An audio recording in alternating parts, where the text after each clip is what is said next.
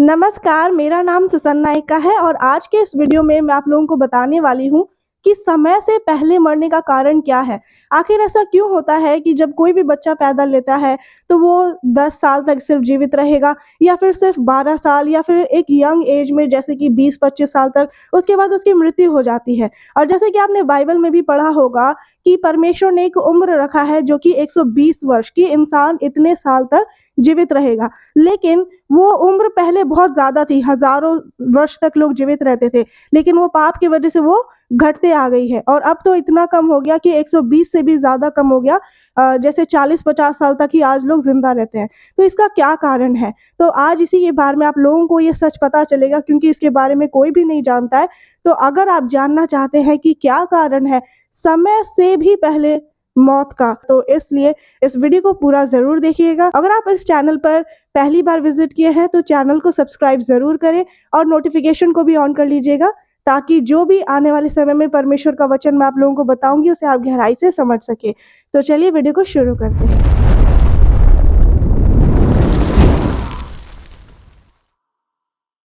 तो सबसे पहले तो मैं आपको यही बताना चाहूँगी कि इस वीडियो को अगर आप पूरा नहीं देखेंगे तो आपको समझ नहीं आएगा, इसलिए इसे पूरा ध्यान से देखिएगा, कोई भी पार्ट को आप स्किप मत करिएगा।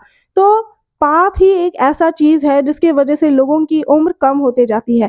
आप जितना पाप करेंगे आपकी आयु घटते जाएगी। आपने अभी थोड़ी देर पहले झूठ बोला, आपकी जो उम्र थी 50 साल वो 49 साल हो जाएगी, तो इस तरह से वो कम होते जाता है। तभी तो लोगों की मृत्यु बहुत पहले ही आ जाती है। तो अगर आप इस चीज़ से बचना चाहते हैं, आपको क्या करना होगा, इसका उपाय क्या है? और कारण सिर्फ झूठ ही नहीं है, बहुत से ऐसे पाप होते हैं जिस वजह से आपकी आयु कम हो जाती है, चाहे वो व्यभिचार पाप हो, क्योंकि पाप का दंड क्या है? मृत्यु है। तो इससे आपको समझ लेना चाहिए कि आपको पाप से दूर रहना है और परमेश्वर भी हमेशा यही चाहते हैं कि आप पाप से दूर रहें। ऐसा कुछ भी ना करें कि आपका रास्ता नरक की ओर जाए, आपके पैर नरक की ओर जाए। अब इस वीडियो में मैं खासकर बताने वाली हूँ झूठ को लेकर के, क्योंकि सबसे बड़ा एक कारण मृत्यु का है, जो समय से पहले मृत्यु का, वो है झूठ। और झूठ आज हर कोई बोलता है, ऐसा नहीं बोल सकता कोई भी इंसान कि मेरे अंदर तो किसी प्रकार का झूठ है ही नहीं, क्योंकि हर व्यक्ति, चाहे वो परमेश्वर का दास हो, और ये ह्यूमन नेचर है, ये इंसानी स्वभाव है कि वो झूठ बोल ही देगा, चाहे वो थोड़ा सा हो, चाहे कैसा भी हो। तो इसलिए झूठ चाहे छोटा हो बड़ा हो, वो झूठ ही रहेगा। आप उसे बोलेंगे कि मैंने भले के लिए झूठ बोला, क्योंकि बहुत से लोग बोलते हैं कि मैंने अच्छे के लिए झूठ बोला था, तो ये तो पाप नहीं हुआ। लेकिन पाप तो पाप ही होता है, चोरी चोरी होता है। चाहे आप थोड़ा सा भी सामान चुरा लेंगे, उसमें चाहे घड़ी हो, चाहे एक छोटा सा पेंसिल हो या रबड़, वो भी एक चोरी ही कहलाएगा। तो इससे आपको बचना है। तो अब मैं आप लोगों को बताऊंगी कि बाइबल में झूठ के बारे में क्या कहा गया है, कि झूठ क्या होता है और कैसे झूठ से मृत्यु भी हुई है। तो अब हम वचन की ओर चलते हैं, जिस तरह से नीति वचन 21 अध्याय का 8 में लिखा है कि पाप से लदे हुए मनुष्य का मार्ग बहुत ही टेढ़ा होता है, परंतु जो पवित्र है उसका कर्म सीधा होता है। आपको साफ इस वचन से पता चल रहा है कि जो इंसान के ऊपर पाप का बोझ है, वो पाप से बिल्कुल लदा हुआ है, दबा हुआ है।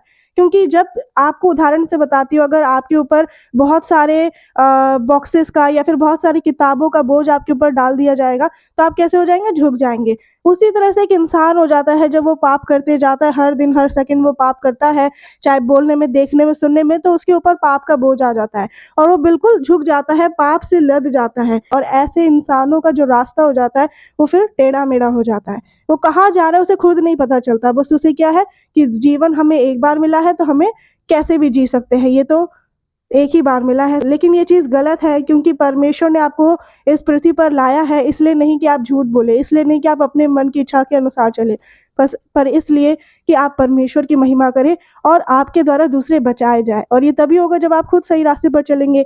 इसलिए तो बाद में लिखा है कि जो पवित्र है, जिसके काम पवित्र है, जो सोचता शुद्ध है, जिसके मन में गलत विचार नहीं, जो बोलता अच्छी बातें है, अच्छा काम करता है, दूसरों की भलाई करता है, तो वो इंसान पवित्र है। और इसीलिए लिखा है जो पवित्र है उसका कर्म सीधा होता है, उसका काम भी सीधा होता है। उसे पता है किस चीज़ों से बचना है, कैसी बातें हमें मुंह से नहीं निकालना, क्या नहीं करना है। तो इसलिए आपको कुछ चीज़ों से सावधान रहना होगा। परमेश्वर का वचन आप लोगों को क्यों बताया जाता है? ताकि आप पाप से बचे और गलत रास्ते में जाने से बचे। तो जब आप बाइबल में पढ़ेंगे तो ऐसे बहुत सारे वचन है झूठ को लेकर के, जिससे आपको पता चलेगा कि झूठ बोलना एक पाप है। क्योंकि बहुत से लोगों को तो ये भी लगता है कि झूठ तो छोटा सा ही है, इसे बोल भी देंगे तो क्या ही हो जाएगा। लेकिन झूठ तो आप लोग सोचते हैं एक चींटी की तरह है, जैसे कि आप उसे मार दोगे तो वो खत्म हो जाएगा, लेकिन ऐसा नहीं है। एक वो छोटी सी चींटी, एक छोटा सा झूठ आपकी मौत का कारण भी बन सकती है। तो जैसे कि हम नीति वचन 19 अध्याय का 9 आयत में पढ़ेंगे तो लिखा है, झूठा साक्षी निर्दोष नहीं ठहरता और जो झूठ बोला करता है वह नष्ट होता है। इसमें साफ लिखा है जो झूठ बोला करता है वो नष्ट होता है।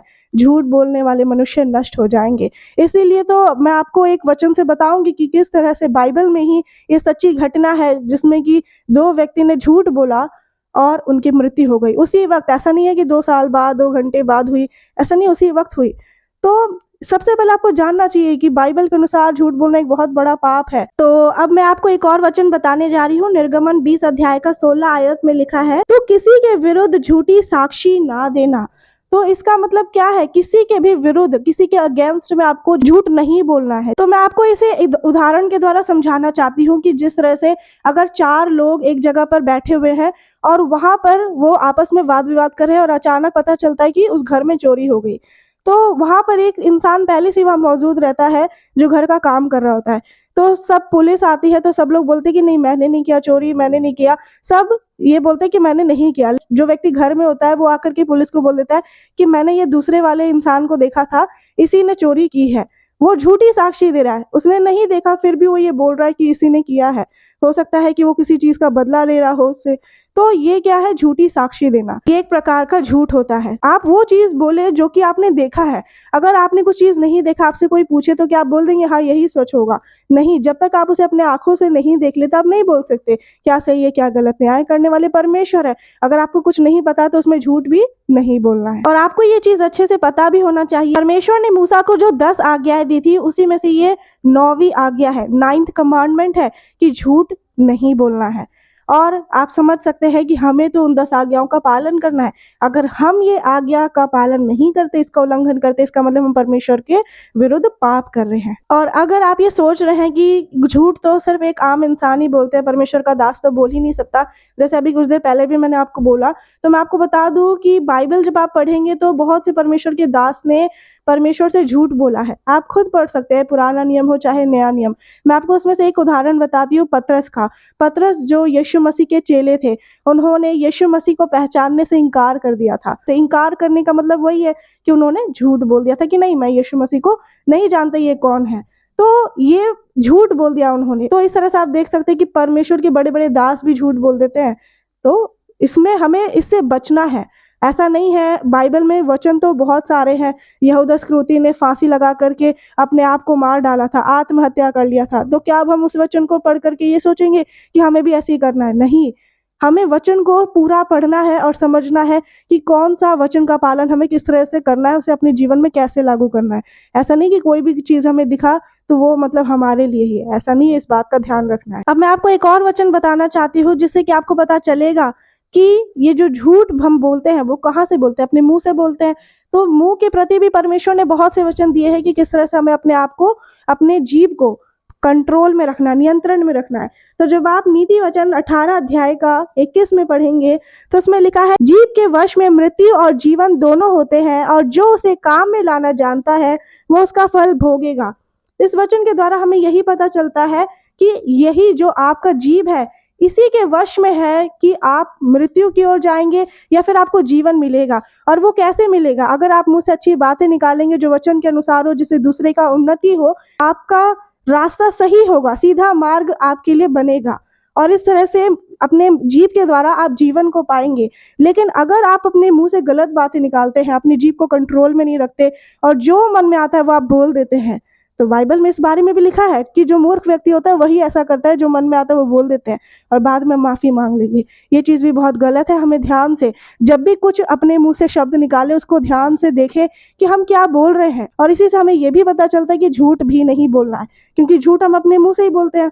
तो इसलिए आपको इसे एक सही काम में लाना है। अगर आप इसे सही काम में लाना जान जाएंगे तो आपको पता चल जाएगा कैसे झूठ बोलने से बचना है और शैतान के जाल में फंसने से बचना है, क्योंकि शैतान आपको जाल में फंसाएगा, वो आपको लालच देगा किसी भी चीज़ का ताकि आप झूठ बोल दें। इंसान अपने मुंह से ही फंसता है, ये आपको पता होना चाहिए। अब मैं बाइबल से आप लोगों को एक सच्ची घटना के बारे में बताने जा रही हूँ जिससे कि झूठ बोलने से मौत हो गई थी। तो आप प्रेरितों के काम 5 अध्याय में पढ़े, उसमें साफ आपको पता चलेगा हनन्याह और सफीरा की कहानी है। जो हनन्याह और सफीरा थे वो पति पत्नी थे। हनन्याह पति का नाम है और सफीरा पत्नी का। तो पहले समय में क्या होता था कि परमेश्वर के दास के पास जाकर सब लोग अपना जमीन बेच करके उनके पास लाकर दे देते थे और सब कुछ, क्योंकि घर वो ही चलाते थे। तो वही हुआ कि जब हनन्याह और सफीरा ने जब जमीन बेचा, तो समझ लीजिए अगर उन्होंने 1 लाख में जमीन बेचा तो जाकर के प्रेरितों के सामने रख दिया कि हाँ हमने ये जमीन बेचा है, पर क्या बोला कि हमने इतने में ही बेचा है, 90,000 बताया। तो उन्होंने आपस में पहले से ही सलाह कर लिया था कि हम लोग झूठ बोलेंगे। तो अब क्या हुआ कि पतरस तो परमेश्वर का दास है, आप परमेश्वर से भी कुछ नहीं छुपा सकते और ना परमेश्वर के दास से, क्योंकि पवित्र आत्मा उनको हर बातें बताता है जैसे भविष्यवक्ता होते हैं। तो वैसे ही पतरस को पता चल गया और तब हनन्याह से पूछा कि क्यों झूठ बोल रहे हो ऐसा। तो उसने कहा कि नहीं, मैंने इतने में ही बेचा है। और उसी वक्त क्या हुआ, हनन्याह को जब अवसर दिया गया कि वो सच बोले तो भी हनन्याह ने क्या बोला, झूठ ही बोला कि नहीं मैंने इतने में ही बेचा है। उसी वक्त क्या हुआ, इसमें लिखा है कि हनन्याह गिर पड़ा और प्राण छोड़ दिए। उसी वक्त उसकी मृत्यु हो गई और फिर लोग आए उसे जाकर के गाड़ के आए। और फिर क्या हुआ, फिर उसकी पत्नी बाहर से अंदर आई जो सफीरा, और तब पतरस ने उससे भी पूछा कि कितने में जमीन बेचा था। तो उन्होंने भी बोला कि हाँ, सफीरा ने कहा कि मैंने इतने में ही बेचा था। तो पतरस ने कहा कि क्यों झूठ बोल रहे हो, और ये झूठ तुमने किसी इंसान से नहीं बोला है, ये परमेश्वर से बोला है। आज लोग भी यही सोचते हैं कि किसी भी इंसान को बोल देते हैं कि हाँ ये तो इंसान, झूठ हम किसको बोलते हैं, जिसको हम सोचते हैं कि ये नीचा व्यक्ति है, ये तो कुछ जानेगा नहीं, ये तो मूर्ख है, उसी को झूठ बोलते लोग। लेकिन वो नहीं समझते कि परमेश्वर सब देख रहे हैं, परमेश्वर की आंखें सब लोगों पर रहती है, परमेश्वर सबके मन की बातों को भी जानते हैं। और फिर पतरस ने सफीरा से कहा कि देखो तुम झूठ बोल रही हो, अभी तुम्हारे पति को ये लोग सारे गाड़ कर आए हैं और अगर सच नहीं बोलोगे तो वही होगा, तुम्हें भी ले जाकर के गाड़ के आएंगे। तो क्या हुआ, वही सफीरा ने सच नहीं बोला और सच नहीं बोलने के कारण उसी वक्त उसकी मृत्यु हो गई। लोग उसे जहाँ पर उसके पति का कब्र था वहीं जाकर के दफन कर दिए। तो अब आपको इससे यही पता चलता है कि इन लोगों को अवसर भी दिया गया, हनन्याह और सफीरा को, कि ये सच बोले, लेकिन उन्होंने सच नहीं बोला। ऐसे ही आपके जीवन में भी कई बार होता है, परमेश्वर आपको अवसर देते हैं, आप गलती करते हैं, परमेश्वर ऐसा नहीं उसी वक्त आपको मृत्यु दे देंगे, नहीं, आपको मौका देंगे कि आप अपने गुनाहों का पश्चाताप करें। लिखा है कि परमेश्वर नहीं चाहते कि कोई भी नष्ट हो, परंतु सबको मन फिराव का अवसर मिले। लेकिन आपको अवसर देने के बावजूद अगर आप अपने गुनाहों को नहीं मानेंगे तो यही होगा जैसे हनन्याह और सफीरा के साथ हुआ, झूठ बोलने की वजह से। तो पाप ही एक बहुत बड़ा कारण है समय से पहले मृत्यु का। तो मैं आशा करती हूँ कि इस सच्ची घटना से आपको ये समझ में आया होगा कि झूठ बोलने से क्या हो सकता है। तो मैं आपको एक वचन बताना चाहती हूँ, ये वचन उन लोगों के लिए है जो लोग अब भी ये सोचते हैं कि नहीं, झूठ बोलने से कुछ भी नहीं होगा और हम झूठ बोलते ही रहेंगे, पापों से मन नहीं फिराना चाहते। तो मैं आपको एक और वचन बताना चाहती हूँ, यूहन्ना 8 अध्याय का 44 में लिखा है, तुम अपने पिता शैतान से हो और अपने पिता की लालसाओं को पूरा करना चाहते हो। वह तो आरंभ से हत्यारा है और सत्य पर स्थिर ना रहा, क्योंकि सत्य उसमें है ही नहीं। जब वह झूठ बोलता तो अपने स्वभाव ही से बोलता है, क्योंकि वह झूठा है वरन झूठ का पिता है। आमीन। तो इससे क्या पता चलता है कि शैतान तो झूठ का पिता है, और अगर आप भी उसकी तरह झूठ बोलते हो, वो शुरू से हत्यारा है, वो शुरू से झूठ बोलता है, शैतान के अंदर सच नहीं है, घमंड आने की वजह से उसे स्वर्ग से इस पृथ्वी पर गिरा दिया गया।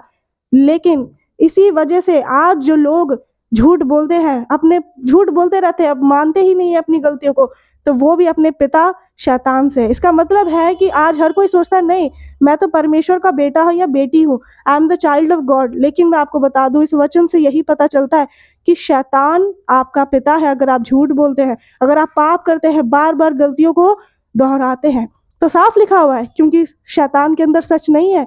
अगर आप में ऐसी गलतियां हैं तो इसे छोड़ दे। इसका एक ही उपाय है इस सब से बचने का, और वो है 1 यूहन्ना पहला अध्याय का 9 में लिखा है, यदि हम अपने पापों को मान ले तो वह हमारे पापों को क्षमा करने और सब अधर्म से शुद्ध करने में विश्वास योग्य और धर्मी है। आमीन। तो इसका मतलब क्या है कि अगर आप अपने गुनाहों को मान लेते हैं, चाहे आपने गलती की हो चाहे नहीं की हो, ऐसा नहीं कहना है कि मैंने तो कुछ किया ही नहीं है, मैंने पिछले दिनों में अब तक कुछ पाप नहीं किया जब से बपतिस्मा लिया, ऐसा नहीं कहना है। क्योंकि पाप हर किसी के अंदर होता है, गलतियां हर किसी से हो जाती है, ये ह्यूमन नेचर में है, कोई धर्मी नहीं है। परमेश्वर आपको माफ करेंगे। वो ये चाहते हैं कि चाहे आपने अब तक, जो आप इस वीडियो को देख रहे हैं, आपने अब तक जो भी गलतियां किया है, कोई बात नहीं, आपने कर दिया, आपने बहुत बार झूठ बोला, आपने लोगों के साथ गलत किया, गलत बोला, बहुत कुछ किया, आपसे पाप हुआ होगा अनजाने में, जानबूझकर, लेकिन अब वो समय है कि आप अपने गुनाहों को परमेश्वर के सामने मान ले, पश्चाताप करें कि हाँ परमेश्वर मुझसे गलती हुई है, मुझे माफ करे। परमेश्वर के सामने जब आप इस तरह से अंगीकार करेंगे, अपने गुनाहों को स्वीकारेंगे, परमेश्वर आपके गुनाहों को माफ करेंगे, वो आपके गुनाहों को शुद्ध करेंगे, आपको क्षमा करेंगे, वो अपने कीमती लहू के द्वारा आपके गुनाहों को धो डालेंगे। इस दुनिया में कोई ऐसा नहीं है जो आपके गुनाहों को माफ करे इस तरह से, पर सिर्फ जीवित परमेश्वर है। इसलिए आपको बस इतना ही करना है कि अपने गुनाहों को मानना है, और सच्चा पश्चाताप ये नहीं होता कि माफी मांग लेने के बाद फिर दोबारा आप वही पाप करें। कोशिश करना है कि आप वो दोबारा ना करें, अपने गुनाहों को इस तरह से मान लेना है। तो मैं आशा करती हूँ कि आपको आज का ये वीडियो समझ आ गया होगा कि आखिर ये सब चीज़ों का कारण क्या है, कैसे बचना है, कैसे बाहर निकलना है ये सब से। और आप लोगों को अब कमेंट करना है नीचे और बताना है कि कौन सा ऐसा बाइबल का विषय है जो आपको नहीं समझ आ रहा और उस विषय में आप जानना चाहते हैं, ताकि आने वाले समय में आपको उसका उत्तर वीडियो के माध्यम से मिल जाएगा। तो आप लोग कमेंट करें और मुझसे पूछ सकते हैं कमेंट में, और अगर कमेंट का रिप्लाई नहीं करूँगी तो आपको निराश नहीं होना है, क्योंकि वीडियो के माध्यम से ज़रूर आप लोगों को बताऊंगी। और मैं आप लोगों को एक और चीज़ बताना चाहती हूँ कि ये सब चीज़ जो आपने सुना, झूठ बोलना, झूठ का पिता शैतान है, तो ये झूठ बोलने वाली भी एक आत्मा होती है और वो किसी के भी अंदर हो सकता है कार्य कर रही हो। तो इसलिए जब आप प्रार्थना करें तो आपको बोलना है कि जो झूठ बोलने वाली आत्मा है वो मेरे अंदर से बाहर निकले, मेरे भाई के अंदर से, मेरे परिवार के अंदर से झूठ बोलने वाली आत्मा बाहर निकले, यीशु मसीह के सामर्थी नाम में। इस तरह से आप प्रार्थना करेंगे, क्योंकि हमें नाम लेकर के बोलना पड़ेगा, और तब वो अशुद्ध आत्मा आपके अंदर से बाहर निकलेगी, आपको छोड़ेगी और वो भाग जाएगी। तो इस तरह से ज़रूर प्रार्थना करें। परमेश्वर आप सभी को आशीष दे।